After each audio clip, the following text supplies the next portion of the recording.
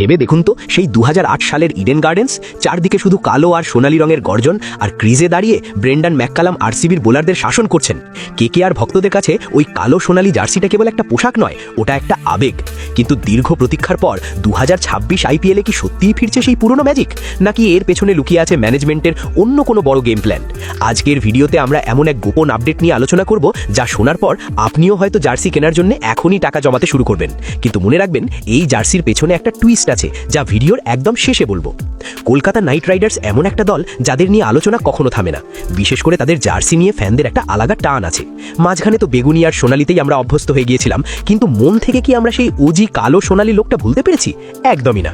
আচ্ছা, মূল বিষয়ে যাওয়ার আগে আপনাদের কাছে আমার একটা ছোট্ট অনুরোধ।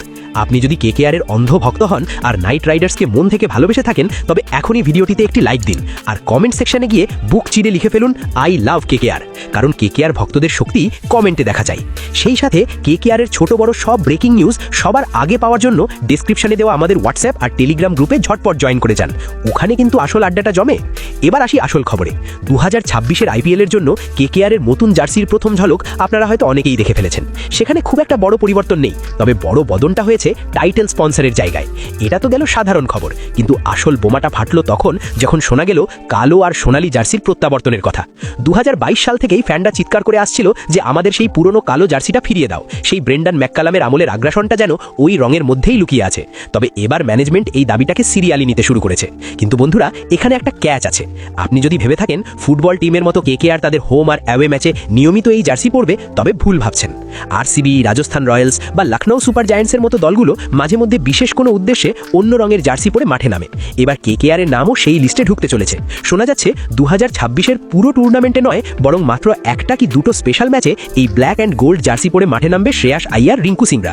মূলত কেকেআরের অফিসিয়াল জার্সি হিসেবে কিন্তু সেই বেগুনি রংটাই থাকছে। তবে এই স্পেশাল জার্সিটা কেন? শাহরুখ খানের মীর ফাউন্ডেশন বা কোনো বিশেষ এনজিওর প্রচার বা অনুদান সংগ্রহের জন্য একটা বার্তা দিতেই এই অভিনব উদ্যোগ। অনেকটা দিল্লি ক্যাপিটালসের সেই রেনবো জার্সির মতো বা আরসিবির সেই সবুজ জার্সির মতো। সবচেয়ে মজার বিষয় হলো এই জার্সিটি কিন্তু কেকেআর স্টোরেও পাওয়া যাবে।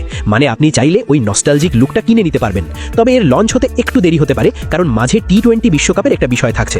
ম্যানেজমেন্ট চাইছে এই স্পেশাল জার্সিটাকে এমনভাবে ব্র্যান্ডিং করতে যাতে এটার গুরুত্ব অনেক বেশি থাকে।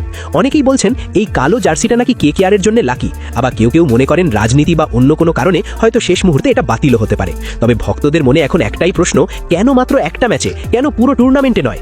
এখন আপনার পালা। আপনি কি মনে করেন কেকেআরের উচিত পাকাপাকিভাবে সেই পুরনো কালো আর সোনালী জার্সিতে ফিরে যাওয়া, নাকি বেগুনি রংটাই এখন দলের আসল পরিচয়? আর 10 নম্বরের মধ্যে আপনি এই কালো সোনালী জার্সিটাকে কত নম্বর দেবেন, 5 না 10? আপনার মতামত নিচে কমেন্ট করে অবশ্যই জানাবেন, কারণ আপনাদের কমেন্টই আমাদের পরবর্তী ভিডিওর উৎসাহ।